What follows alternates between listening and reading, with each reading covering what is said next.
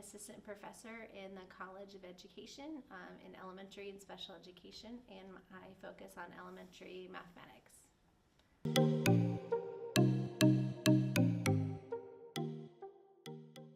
With my OER materials, I use them a lot for planning.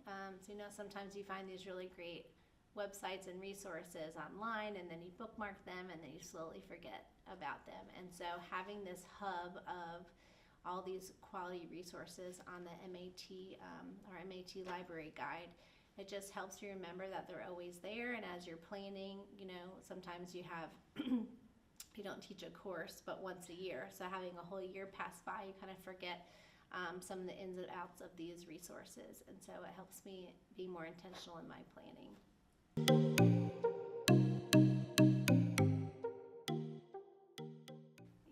Not as much as in my math specific courses, but in all the courses in the program, yes.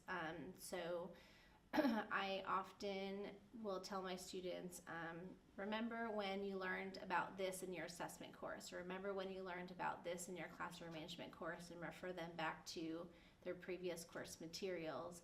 I already have an idea of what resources and content is being taught in each of those classes, and I can direct them to specific sections in our library guide that they can go back and use in their learning.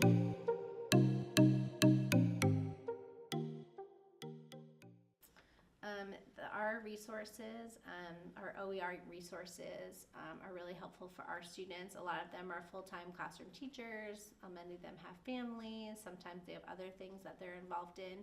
And having our OER resources makes it more affordable and accessible for our students, instead of having them purchase a textbook or have them hold on to textbooks from previous courses to draw from. There's just a hub of these high-quality resources that we've already gathered that they can repeatedly use throughout our program.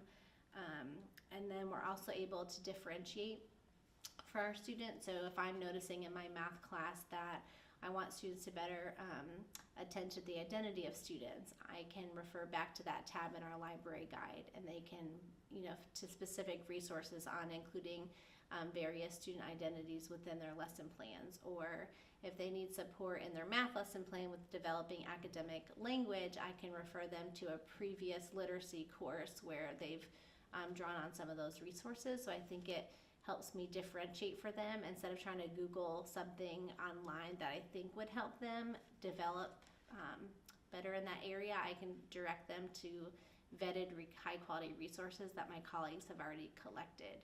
So I think it helps us better support students in their growth as teachers.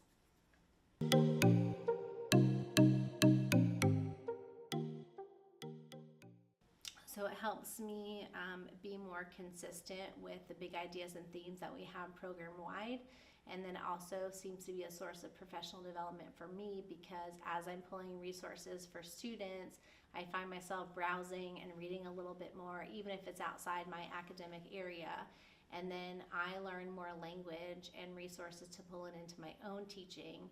And so things that they hear in their classroom management course or their literacy course or an assessment course, I can also pull into our math methods class, that I think helps consistency in our program as students are learning.